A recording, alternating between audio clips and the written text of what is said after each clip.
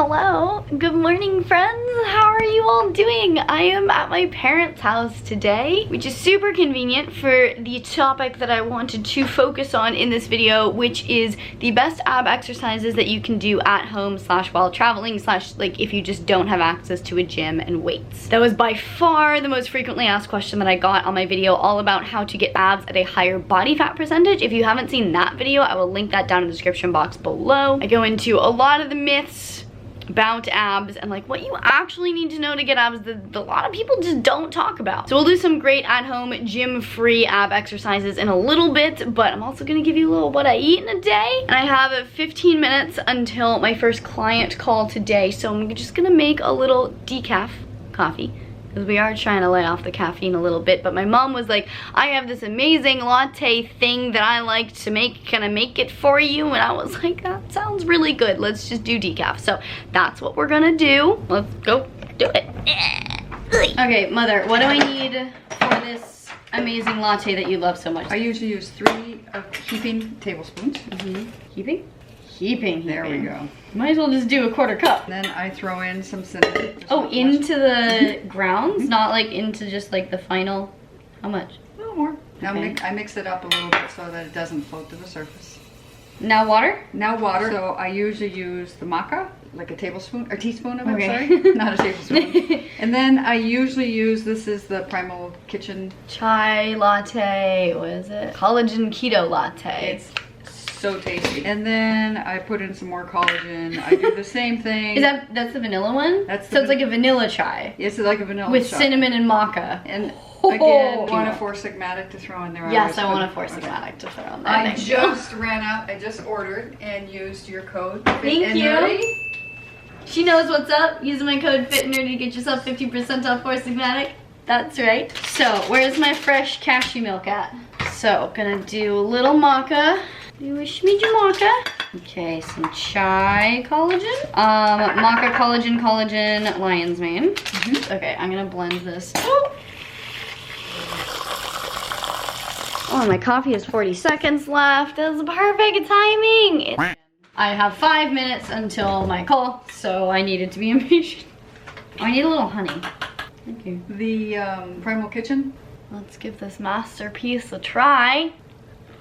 Ooh, that's chai vanilla. Isn't that good? That's good. That's very good. I'm a fan. Thank you. This is exactly what I needed. All right, coaching call 1 of the day is done. I still have a couple of sips left of my coffee. I usually try to not schedule coaching calls on vlogging days because there's just a lot to keep track of and a lot to do. But you know, life happens. Things need to get scheduled when they need to get scheduled. What are you gonna do? I have an hour until another 2 hours of calls. So I think I'm gonna eat breakfast, because if I work out now, I won't be able to eat breakfast until 3 p.m. which is doable, not gonna lie. I'd probably be fine, but like, it's not fun. This is gonna be a really strange breakfast, but basically, this is a bit of a long story too. One of my favorite restaurants is called True Food Kitchen. I go there all the time with my mother. We had a favorite dish that they made called spicy Penang curry. They recently decided to stop making said spicy Penang curry, and we have both been extraordinarily heartbroken about this, because I would literally just like only get the spicy Penang curry basically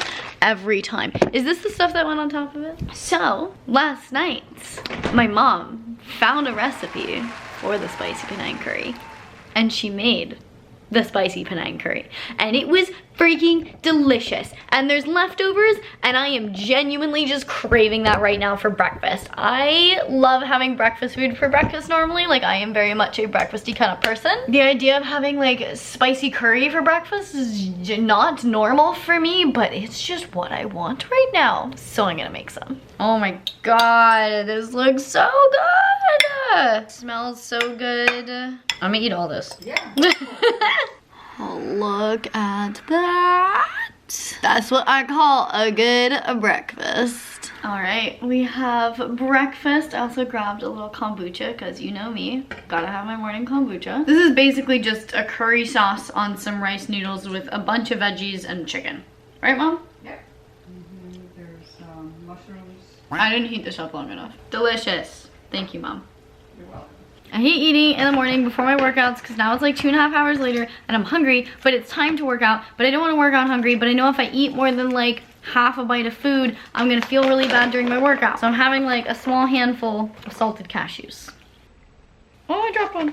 Where'd it go? I've recruited my mom to come do this workout with me. So I made it kind of a partner workout. I think she has like one set of 15-pound dumbbells. I have a bunch of resistance bands, but I just don't really feel like using them. So we're gonna do some fun like partner body weight stuff, I think. We'll see how it goes. I don't do workouts like this ever, so it might just be more fun rather than actually like a good workout, but that's fine.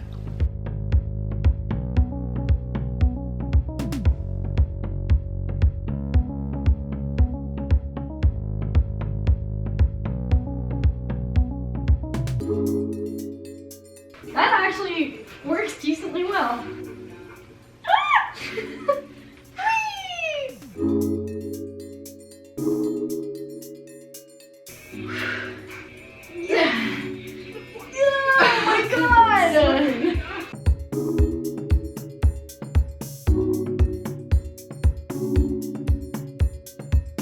Rose accomplished!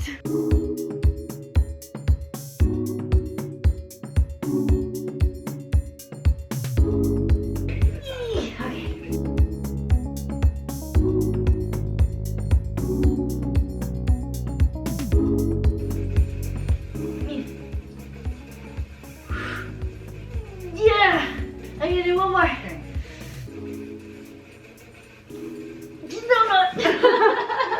Oh my god, that's really difficult! The mother is demonstrating the modification. I mean, honestly, can't even really see you because of the shadows. So, overhead presses.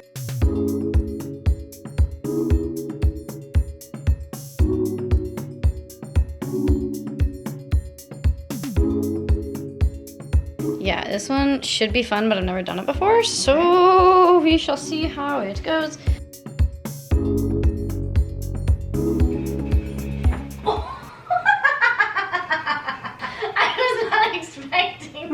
When did it grow?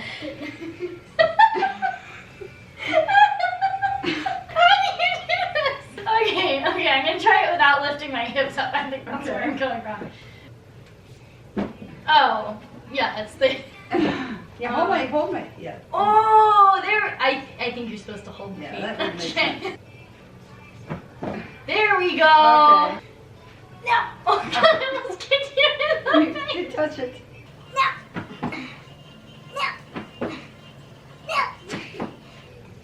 Yeah. Oh my god.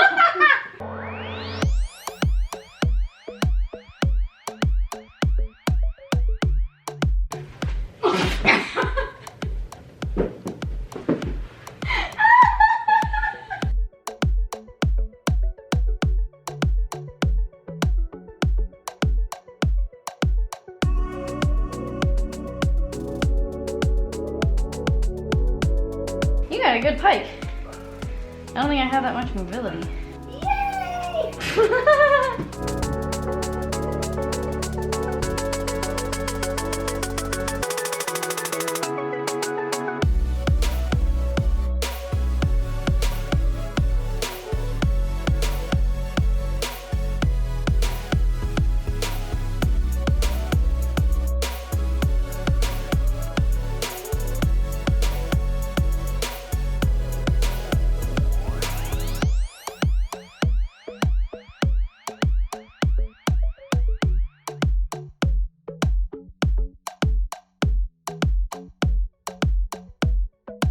How'd the workout feel?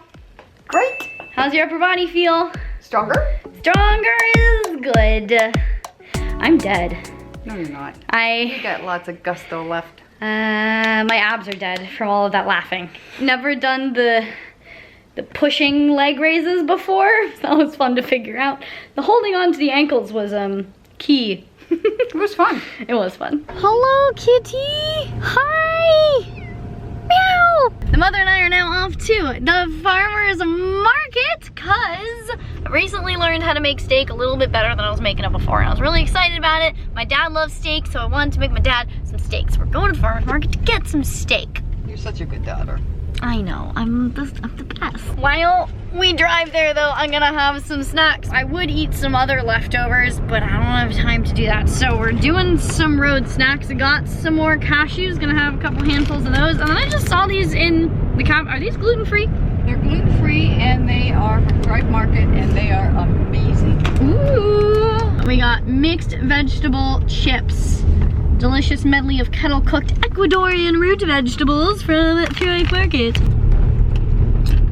Oh wow, pretty food. Also the sunset's really pretty. Isn't it though? Perks of living in Southern California. No kidding. Forever grateful.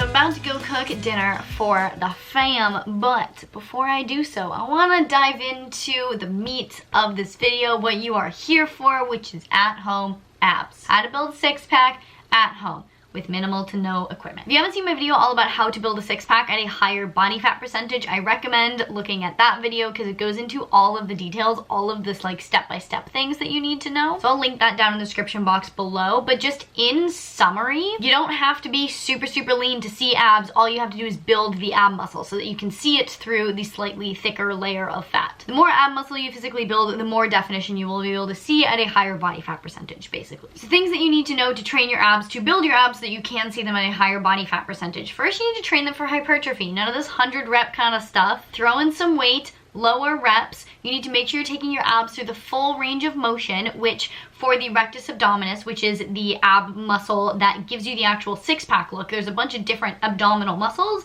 The six-pack is the rectus abdominis. It functions to bring your rib cage closer to your pelvis. So it's like the crunching, bending over motion, not the bending at the hips motion, but the crunching motion. I recommend dynamic exercises where you're actually moving, flexing, and extending rather than static exercises where you're just holding. And so if you're training for hypertrophy, you need to make sure you're applying progressive overload by gradually adding reps, adding sets, or adding weight. So in that other video, I gave you all of my absolute favorite exercises that employ all of these tips to really help you maximize your work that you're doing on your abs if you want to see a visible six-pack. I got a lot of requests for at-home variations that you can do without any equipment. So I basically earlier today filmed all of the variations of those exercises so that you can do them at home. So the first one is the reverse crunch. I prefer to do this on a bench, but you can absolutely 100% do this at home just laying on the floor. If you have a chair or a couch or a bed or something to hold on to, I prefer that just for stability so that you can really focus on that crunching of the rib cage towards the pelvis, and it really just helps you stabilize the rest of your body. And as you do this motion, really focus on rolling your spine up one vertebrae at a time and then unrolling it one vertebrae at a time, rather than just trying to lift your hips up and down or like move your legs up and down. Because again, it's the crunching motion of this part of your stomach that is going to result in building bigger abs. A great way to progress this is if you have a dumbbell, you can stick that between your feet and roll up and down with the dumbbell. Or if you have someone else with you, you can do reverse crunch leg throws. I don't know if there's actual like an official name for that. Basically, where you do the reverse crunch, but you have a partner, you hold onto their ankles above your head, they grab your feet and they try to throw them as hard back down towards the ground as they can. This provides resistance. This is essentially the same as adding a weight because on the way down, you're resisting that momentum. They're also super fun. Another one of my favorite exercises is just regular crunches. Again, super easy to do at home. Totally don't need a gym for this. If you can do more than like 20 really well executed crunches, then I do recommend adding a little bit of a weight to it. If you have a dumbbell at home, fantastic. You know, just take 5 or 10 pound dumbbell, do your crunches with that. If you don't have a dumbbell, there are lots of other heavy things that exist in people's houses, like heavy cookware, pots, pans, water bottles can get pretty heavy. If you have a big water bottle, like a gallon water bottle, that can be heavy enough to add some good resistance for some crunches. I personally prefer crunches to sit-ups if you're specifically trying to focus on building a visible six-pack, because it is that first half of the sit-up, which is basically the crunch, where you are bringing your rib cage to your pelvis. The thing is, with the sit-up, once you get like through the crunch and then keep sitting up, your rib cage isn't getting any closer to your pelvis. At that point, it's just a static hold for your core. So it's not like sit-ups are a bad thing, it's just, I feel like you get more bang for your buck from crunches. Another one of my absolute favorite at-home ab exercises are slider pikes. I actually have the little slider discs that are plastic on the bottom, a little bit of foamy thing on the top. You stick your feet on them, you do some pikes. If you don't have those though, if you have hardwood floors, you can just throw down some towels and use towels on the hardwood floors. They'll just slide. With any sort of pike variation, whether it's slider pikes, TRX pikes, Swiss ball pikes, or whatever it may be, I really like to make sure that I am rounding my back one vertebrae at a time to bring my hips up rather than thinking about collapsing my body at the hips to move my hips upwards. Because if you're focusing on just bending at the waist, like this is fun to demonstrate on a bed, if you're just focusing on bending at the waist here, this is not your abs. This movement is just your hip flexors bringing your legs closer to your body. What you want to focus on is your core bending here.